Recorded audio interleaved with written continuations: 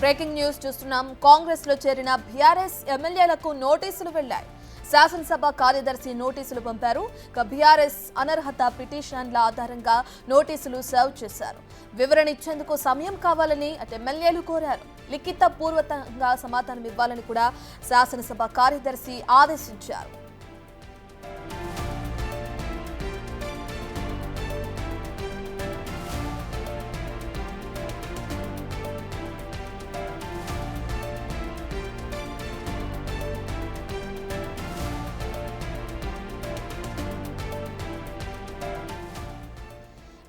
కాంగ్రెస్ లో చేరిన బీఆర్ఎస్ ఎమ్మెల్యేలు ఎవరైతే ఉన్నారో వాళ్ళకి నోటీసులు వెళ్లాయి. దానికి సంబంధించిన బ్రేకింగ్ న్యూస్ చూస్తున్నాం. శాసనసభ కార్యదర్శి ఈ నోటీసులను పంపించారు. బీఆర్ఎస్ అనర్హత పిటిషన్ల ఆధారంగా నోటీసులని సర్వ్ చేశారు. వివరణ ఇచ్చేందుకు సమయం కావాలని ఇప్పటికే ఎమ్మెల్యేలు కోరటం జరిగింది. లిఖిత పూర్వకంగా సమాధానం ఇవ్వాలని చెప్పి కూడా శాసనసభ కార్యదర్శి ఆదేశించడం కూడా మనం చూస్తున్నాం.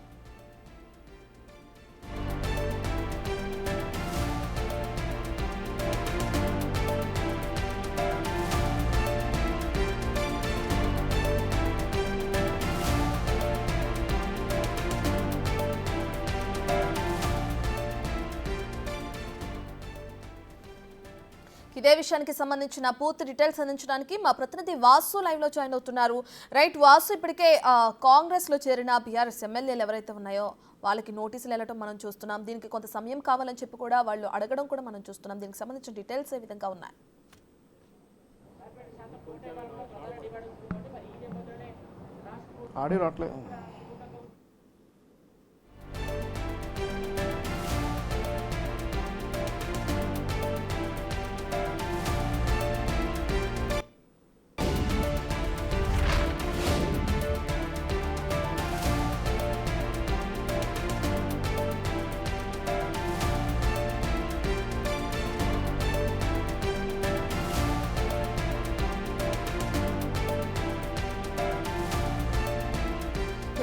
కాంగ్రెస్ లో చేరిన బీఆర్ఎస్ ఎమ్మెల్యేలకి సంబంధించి ఇప్పటికే నోటీసులు జారీ అయినాయి.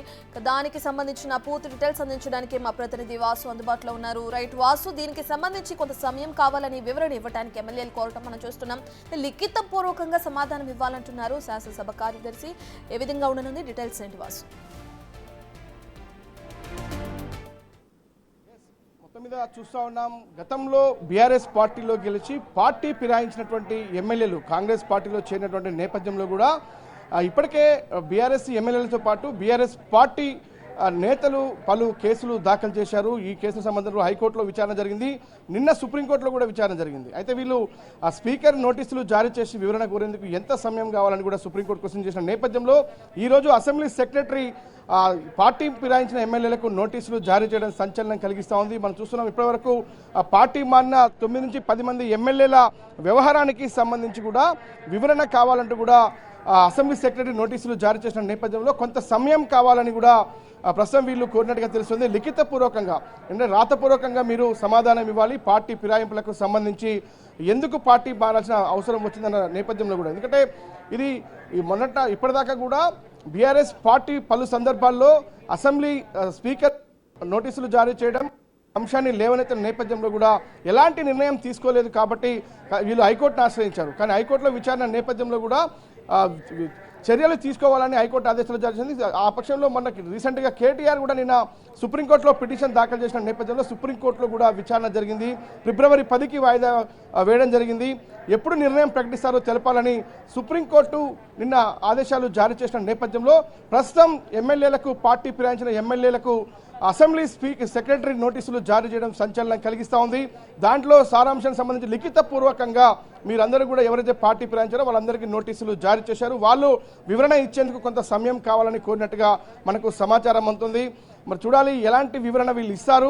పార్టీ ఫిరాయింపులకు సంబంధించి మరి సుప్రీంకోర్టుకు సమాధానం చెప్పాల్సినటువంటి బాధ్యత ఇక్కడ అసెంబ్లీ స్పీకర్ పైన, అసెంబ్లీ సెక్రటరీ పైన ఉన్నటువంటి నేపథ్యంలో ప్రస్తుతం ఈ నోటీసులు జారీ చేసినట్టుగా తెలుస్తూ ఉంది.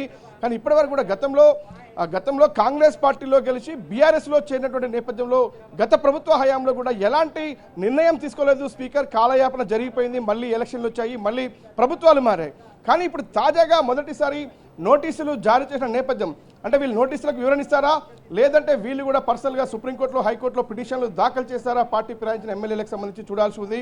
ఎందుకంటే ఒక పార్టీ బీఫామ్ పైన గెలిచి తర్వాత పార్టీ ఫిరాయించారు అన్నటువంటి ఆరోపణలు బీఆర్ఎస్ పార్టీ గత కొంత కాలంగా చేస్తూ ఉంది. హైకోర్టులో పలు పిటిషన్లు కొంతమంది ఎమ్మెల్యేలు దాఖలు చేసిన నేపథ్యం చూసాం. కానీ నేరుగా బీఆర్ఎస్ పార్టీ కూడా సుప్రీంకోర్టులో పిటిషన్ దాఖలు చేసింది. దీంట్లో కేటీఆర్ కూడా ఇన్వాల్వ్ అయ్యి ఒక న్యాయవాది సమక్షంలో వాదనలు వినిపించినటువంటి పరిస్థితి చూసాం. కానీ నిన్న సుప్రీంకోర్టులో విచారణ నేపథ్యంలో కూడా ప్రతివాదులందరికీ నోటీసులు జారీ చేయాలి, పిటిషన్ కాపీలు అందజేయాలని కూడా సుప్రీంకోర్టు ఆదేశిస్తూ ఫిబ్రవరి 10కి కేసు వాయిదా వేసిన నేపథ్యంలో సుప్రీంకోర్టులో అత్యున్నత న్యాయస్థానంలో విచారణ సాగుతున్నటువంటి నేపథ్యంలో ఎలాంటి ఇబ్బందులు రాకుండా ఉండేందుకే ప్రస్తుతం అసెంబ్లీ సెక్రటరీ ఈ యొక్క నోటీసులు జారీ చేశారు పార్టీ ఫిరాయించిన ఎమ్మెల్యేలకు. మరి వీళ్ళు ఎలాంటి వివరణ ఇవ్వబోతా ఉన్నారు? ప్రస్తుతానికి మాత్రం సమయం కోరినట్టుగా మనకు సమాచారం అందుతుంది. మరి ఎంతకాలం సమయం కోరారు, ఎలాంటి వివరణ వీళ్ళు ఇవ్వబోతా ఉన్నారు? కానీ అసెంబ్లీ స్పీకర్ సంబంధించినటువంటి సెక్రటరీ మాత్రం చాలా స్పష్టంగా లిఖితపూర్వకంగా మీ సమాధానం ఇవ్వాలని కోరారు.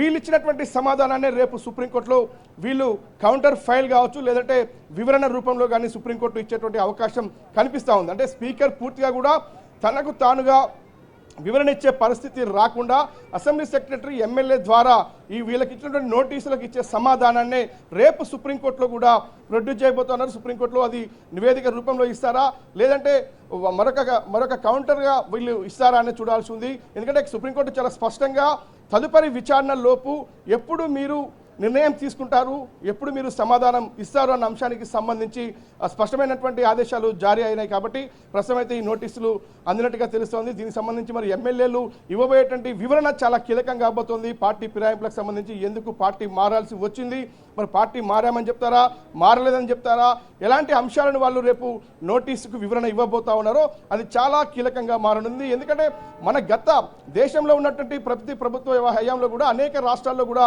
ఈ విధంగానే ఎమ్మెల్యేలు పార్టీ ఫిరాయింపులు చేసిన పరిస్థితులు మనం చూస్తాం. కానీ ఎక్కడ కూడా అనర్హత వేటులు వేసినటువంటి నేపథ్యం మనం చూడలేదు. కానీ మళ్ళీ బై ఎలక్షన్స్ పోటీ చేసి కొన్ని సందర్భాల్లో గెలిచిన సందర్భాలు ఓడిపోయిన సందర్భాలు చూసాం. కానీ ఏకంగా పార్టీ మారిన ఎమ్మెల్యేలను అనర్హులుగా ప్రకటించినటువంటి సందర్భాలు చాలా తక్కువ, రేర్ అని చెప్పాలి. అది ఎక్కడ కూడా తెలంగాణ రాష్ట్ర ఏర్పాటు తర్వాత కూడా ఇప్పటి వరకు అనేక మంది ఎమ్మెల్యేలు కాంగ్రెస్లో గెలిచినా ఇతర పార్టీలో గెలిచినా బీఆర్ఎస్ పార్టీలోకి వెళ్ళిన నేపథ్యం అనేక సందర్భాల్లో చూసాం. కానీ గతంలో వాళ్ళపైన లేనటువంటి నిర్ణయం స్పీకర్ ఎక్కడ కూడా నిర్ణయం తీసుకోలేదు, హైకోర్టులో ఆదేశించాయి. కొన్ని సందర్భాల్లో రాజ్యాంగపరమైనటువంటి అంశాల్లో మేము కలగ చేసుకోలేమని న్యాయస్థానాలు చాలా స్పష్టంగా చెప్పాయి.